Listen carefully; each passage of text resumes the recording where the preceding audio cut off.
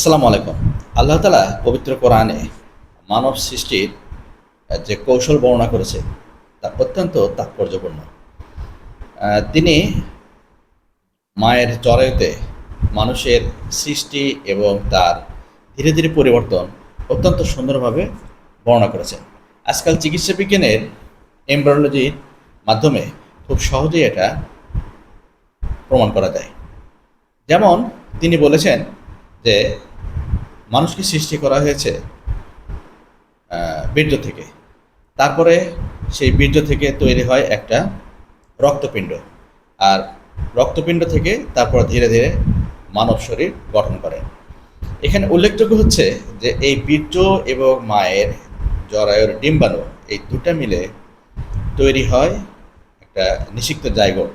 এই জাইগোটটা যখন জরায়ুর মাঝে ইমপ্ল্যান্ট হয় তখন সেটা একটা স্যাক বা একটা পিণ্ডর মতো থাকে। মজার বিষয় হচ্ছে যে এই পিণ্ডতে ফিটাল পোল যখন আসে, ফিটাল পোল আসলে আমরা ধরে নেই যে এটা মানব ভ্রূণ পরিপূর্ণভাবে গঠন হবে। যদি ফিটাল পোল না আসে তাহলে কিন্তু এই স্যাক বা পিণ্ড যেটা থাকে সেটা কিন্তু কোনো বাচ্চা বা মানব ভ্রূণ তৈরি করতে পারে না।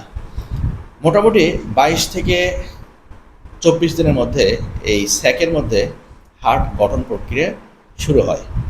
এরপরে এই ফিটাল পোলে এই হার্ট গঠন প্রক্রিয়া যখন হয়ে যায় তখন মহান আল্লাহ তাআলার অসীম কুদরতে এখানে হৃদস্পন্দন বা হার্টবিট শুরু হয়। যতক্ষণ পর্যন্ত আমরা এই ফিটাল পোলে হার্ট